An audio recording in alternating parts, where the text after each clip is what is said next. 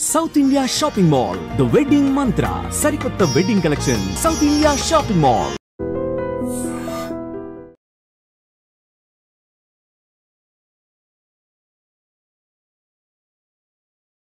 దర్జాగా నకిలీ నోట్లు చలామణి చేస్తున్నారు. అతి చేయాలనుకొని అడ్డంగా బుక్ అయ్యారు. నకిలీ నోట్లు చలామణి చేస్తున్న 5గురిని తణుకు పోలీసులు అదుపులోనికి తీసుకున్నారు.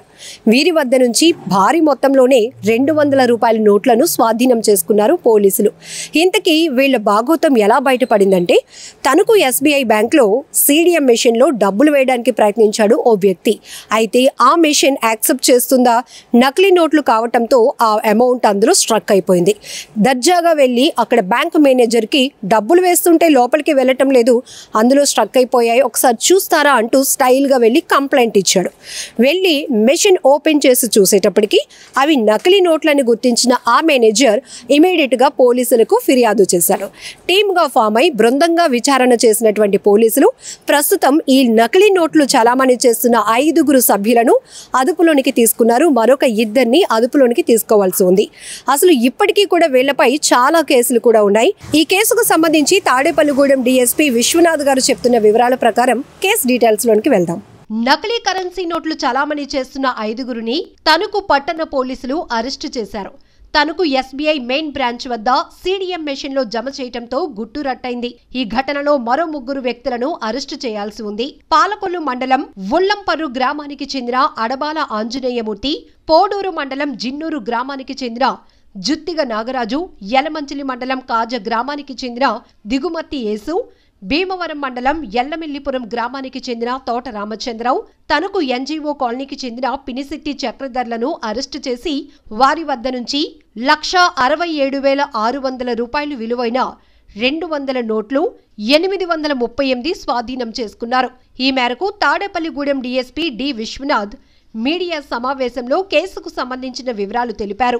తణుకు పట్టణంలోని ఎన్జీఓ కాలనీకి చెందిన పినిశెట్టి చక్రధర్ గత నెల 15న స్థానిక ఎస్బీఐ మెయిన్ బ్రాంచ్ వద్ద సీడీఎం ద్వారా తన ఖాతాలోనికి 200 నోట్లు, మొత్తం 16,600 నగదు జమ చేశాడు. అయితే నగదు జమ కాకపోవడంతో అదే నెల 21న బ్యాంకు మేనేజర్కు కంప్లైంట్ చేశాడు. ఆ next day branch manager Viroti సోమశేఖర్తో కలిసి సిబ్బంది సీడీఎం మెషిన్ తెరిచి చూడగా జమ చేసేందుకు ప్రయత్నించి 83 నోట్లు జమ కాకపోగా అక్కడే ఇరుక్కుపోయాయి. దీంతో అనుమానం వచ్చి పరిశీలించారు.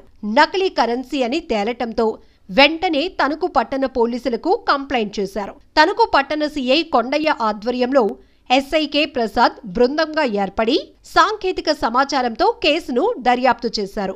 ఈ దర్యాప్తులో పాలకొల్లు మండలం ఉల్లంపర్రు గ్రామానికి చెందిన అడబాల ఆంజనేయులు గత 30 ఏళ్లుగా నకిలీ కరెన్సీ చలామణి చేస్తూ రాష్ట్ర వ్యాప్తంగా సుమారు 25 కేసుల్లో ముద్దాయిగా గుర్తించి అతని వద్ద నుండి మిగిలిన వారికి సరఫరా చేస్తూ మోసాలకు పాల్పడుతున్నట్టు గుర్తించారు. ఆంజనేయులు తనకు బృందంగా ఏర్పాటు చేసుకున్న జుత్తిగ నాగరాజు, దిగుమట్టి యేసు, తోట రామచంద్రరావు, పినిశెట్టి చక్రధర్లతో నకిలీ కరెన్సీ చలామణి చేయిస్తున్నట్టు ఫైనల్ అయింది.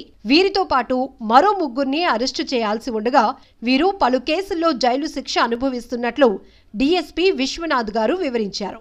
ఈ కేసులో నిందితులను అరెస్ట్ చేయడానికి సహకరించిన తణుకు పట్టణ సీఐ ఎన్ కొండయ్య, పట్టణ SI K Prasad, ASI B Polaiah, head constable తో పాటు ఇతర కానిస్టేబుల్స్ ను కూడా అభినందించారు. వారికి రివార్డులు కూడా అందజేశారు. ఇటీవల కాలంలో ఆంధ్రప్రదేశ్ ప్రభుత్వం వారి సూచనల మేరకు ఈ దొంగ నోట్లు అలాగే వివిధ రకాలైనటువంటి ఆర్థిక నేరాల గురించి ప్రజలందరికీ కూడా అవేర్నెస్ కల్పించడం జరిగింది.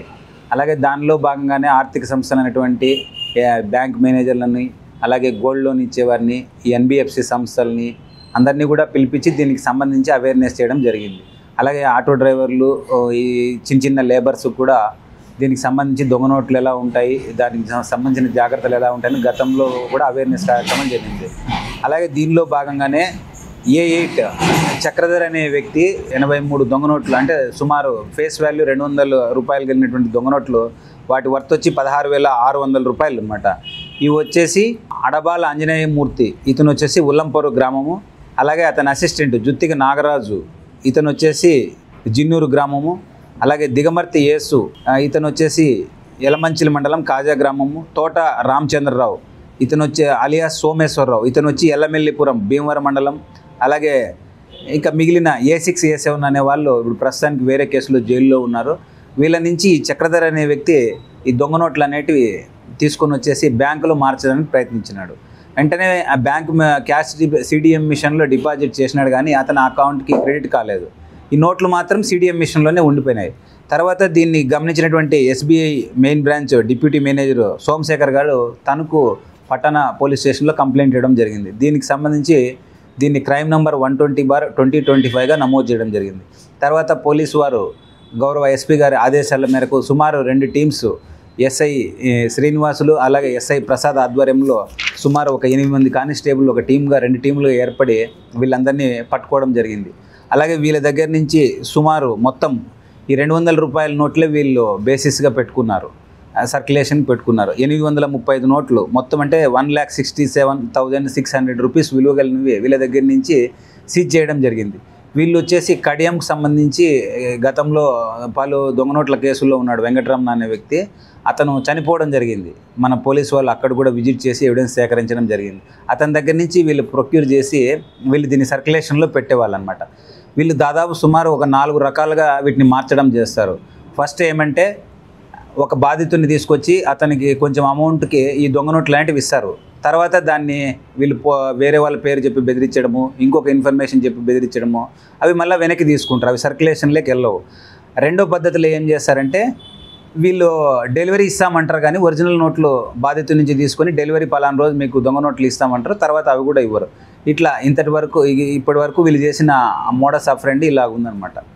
కాబట్టి ఈ తణుకు పట్టణ ప్రజలకు విజ్ఞప్తి ఏమంటే ఎవరు కూడా తక్కువ రేటుకు ఇంకొక నోట్లు ఇస్తాము, లేదా అదృష్టాన్ని కలిగించే నోట్లు ఇస్తామను, లేదా గతంలో ఇవి తొందరగా చెల్తాయి వేరే అర్జెంట్ అవసరం ఉండి వాళ్ళు మార్చుకోలేక ఇస్తారా అని అనడము, ఏ కారణంతో కూడా దొంగ నోట్లు అనేటివి తీసుకోవద్దు.